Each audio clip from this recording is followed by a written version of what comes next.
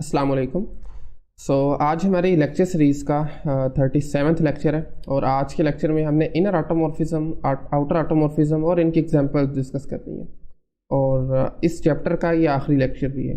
इंशाल्लाह इस लेक्चर के बाद हम अपना next chapter permutation group start करेंगे। इस लेक्चर को स्टार्ट करने से पहले अपने इस चैनल का ज़रा तारुफ करवा देते हैं अपने नए आने वाले नाजरीन को। इस चैनल को जो आप देख रहे हैं इसका नाम है द मैथमेटिक्स आउटलेट, और इस चैनल पर आपको बेसिक मैथमेटिक्स से लेकर एडवांस मैथमेटिक्स तक तमाम कोर्सेज़ की वीडियोस मिल जाएंगी। कुछ अपलोड कर दी गई हैं और कुछ पर अभी वर्किंग जारी है। इंशाल्लाह इन फ्यूचर वो भी अपलोड हो जाएंगी। अगर आप मैथमेटिक्स से ताल्लुक़ रखते हैं, वैसे जनरल नॉलेज के लिए या किसी कम्पिटिटिव एग्ज़ाम की तैयारी करने के लिए, तो ये चैनल आपके लिए हेल्पफुल हो सकता है। आप इसको विजिट भी कर सकते हैं और फर्दर अपडेट्स के लिए इसको सब्सक्राइब भी कर सकते हैं। अपना लेक्चर स्टार्ट करते हैं जी। Inner automorphism. फर्स्ट करें, आपके पास जी कोई एक ग्रुप है, ठीक है। Suppose that G be any group, और इसके साथ साथ एक्स को एक एलिमेंट इस लेते हैं ग्रुप से, फिक्स एलिमेंट को ले लेते हैं, x belongs to this group G, ठीक है। देन इनर ऑटोमॉर्फिज्म जो हम डिफाइन करते हैं, देन द इनर ऑटोमॉर्फिज्म, अच्छा इसको मैं इन शॉर्ट लिख देता हूँ, द इनर ऑटोमॉर्फिज्म जो कि हमने इस x से इंड्यूस करनी है, ठीक है। Induced by x, induced by x is basically the mapping, जिसका हम लेट्स से थीटा से नोट कर लेते हैं, फ्रॉम g टू इटसेल्फ, ठीक है। अब यहाँ पर x का क्या रोल है वो भी आपको पता चल जाता है। डिफाइंड बाय, मैपिंग आपके सामने लिख दी गई है। इसको डिफाइन कैसे करना है जी, थीटा एक्स को, theta x of ji is equal to x inverse g x for all g belongs to G, ठीक है। ये हमने डिफाइन कर दिया इनर ऑटोमॉर्फिज्म। किसके लिए? एक्स के लिए, जो कि हमने अभी फर्ज किया था एक्स ग्रुप का कोई एक फिक्स एलिमेंट है, ठीक है। ये थी जी हमारे पास इनर ऑटोमॉर्फिज्म, और इससे जो ग्रुप बनता है उसको भी लिख लेते हैं, the inner automorphism group of ji.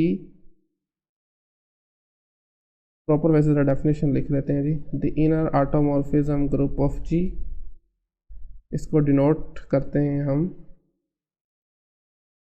Of ji is I double N, in short I double N लिखते हैं, इज इक्वल टू जी, और इसमें क्या होगा जी, थीटा एक्स होंगे, एक्स ग्रुप के तमाम एलिमेंट एक्स के लिए, ठीक है। ये हमारे पास होती है जी इनर ऑटोमॉर्फिज्म ग्रुप। डेफिनेशन इसकी कौन सी है, ये वाली। किसी भी एलिमेंट पर अप्लाई होगा तो ये कंजुगेट वाली कुछ आपको शक्ल फीलिंग उस तरह की नजर आ रही होगी, x inverse g x for all g belongs to G, ठीक है। अच्छा ये थी इनर ऑटोमॉर्फिज्म। आउटर ऑटोमॉर्फिज्म का कुछ बानी बता देता हूँ, ऐसी ऑटोमॉर्फिज्म जो इनर ना हो। इसके अलावा जो भी ऑटोमॉर्फिज्म होगी उसको हम आउटर ऑटोमॉर्फिज्म कहेंगे, ठीक है। अब आई थिंक इसकी एग्जांपल कर लेते हैं। एग्जांपल के लिए मैंने जो ग्रुप लिया है that is G is equal to Klein 4 group, जिसको हम V4 से भी डिनोट करते हैं, जिसके एलिमेंट्स होते हैं जी 1 आ जाता है इसमें, इसके साथ साथ x आ जाता है, y आ जाता है, और इनका प्रोडक्ट x y आ जाता है। इस बारे में हम ऑलरेडी वीडियो बना चुके हैं। अच्छा अब यहाँ पर हमने मैपिंग डिफाइन करनी है जी, थीटा एक्स में x ही ले लेता हूँ, ये x इसका एलिमेंट है ये वाला, ठीक है, फ्रॉम V4 टू V4, ठीक है। मैपिंग डिफाइन की है, कैसे ही हम करेंगे इसको, थीटा एक्स जब अप्लाई होगा हमारे पास, पहले डेफिनेशन लिखते हैं बाकी काम बाद में। बेसिकली डेफिनेशन इसकी ये g, x inverse g x for all g belongs to G. अब हमने 1 बाय 1 यहाँ पर ग्रुप के एलिमेंट पुट करते जाने और देखना है हमारा आंसर क्या आएगा, ठीक है। स्टार्ट करते हैं आइडेंटिटी एलिमेंट से, थीटा एक्स ऑफ ई ये इक्वल आ जाएगा जी एक्स इनवर्स ई एक्स के, दैट इज इक्वल टू आपको पता है आइडेंटिटी आ जाएगा इटसेल्फ। इसी तरह जब थीटा एक्स हम अप्लाई करेंगे एक्स पर तो क्या आएगा, ये आ जाएगा जी एक्स इनवर्स एक्स फिर एक्स, ठीक है। That actually x inverse x आपस में कैंसिल आउट हो जाएंगे तो पीछे सिंपल एक्स बच जाएगा, ठीक है। इसी तरह से थीटा एक्स वाई के लिए क्या आंसर आएगा जिसका एक्स इनवर्स वाई एक्स। अच्छा, इस ग्रुप की एक खसूसियत आपको पता है कि इसमें हर एलिमेंट का इन्वर्स वो इटसेल्फ है, तो एक्स इन्वर्स की जगह आप सिंपली एक्स भी लिख सकते हैं। और एक और बात कि ये ग्रुप है जो एबिलियन है, आपस में इसके एलिमेंट से कम्यूट हो सकते हैं, तो इस एक्स को मैं एक्स लिख रहा हूँ और ये वाला एक्स वाई से पहले चल जाएगा, तो हमारे पास क्या बचेगा g x square y that actually equal to y, x square जो आइडेंटिटी हो जाएगा। बिल्कुल इसी तरह नेक्स्ट आखिरी एलिमेंट जो हमारा theta x of x y, तो इसके लिए क्या करना है G x inverse x y और साथ में हमारे पास एक्स आ जाएगा।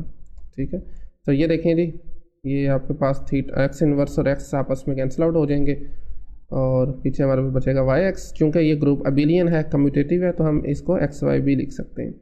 तो आप देख रहे हैं आइडेंटिटी पर मैप हो रहा है, थीटा एक्स जो है सॉरी वो एक्स पर मैप हो रहा है, वाई वाई पर मैप हो रहा है, और एक्स वाई जो है एक्स वाई पर मैप हो रहा है।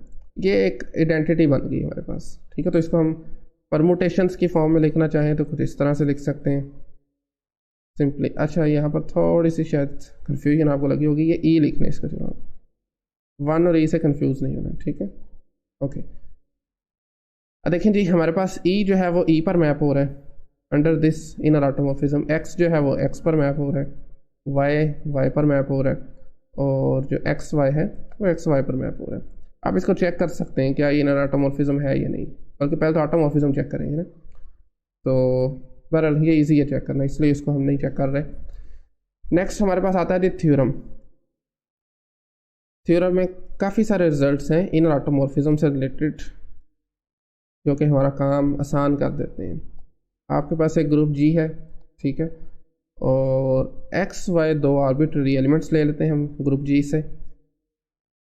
देन द फॉलोइंग पॉइंट्स, कुछ पॉइंट्स हैं, उनको लिख लेते हैं जी।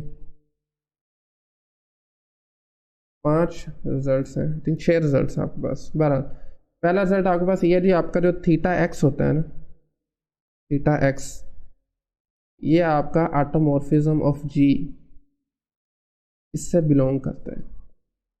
ठीक है, ये जो भी हमने ऊपर डिफाइन किया था थीटा एक्स, ये ऑटोमॉर्फिज्म ऑफ जी का पार्ट होता है। ठीक है, इसी तरह से सेकंड थीटा एक्स, तो ये का इनर ऑटोमॉर्फिज्म है, इसका आपने कंपोजिशन लेनी है किसी और इनर ऑटोमॉर्फिज्म से। मैंने आपको बताया था ना लास्ट लेक्चर में आई थिंक, ये फंक्शन जो कंपोजिशन है ये आप कब ले सकते हैं, बेसिकली जब आपकी परमुटेशंस की कुछ फॉर्म बन रही हो, तो इस केस में आप कंपोजिशन ले सकते हैं, that is equal to theta y x.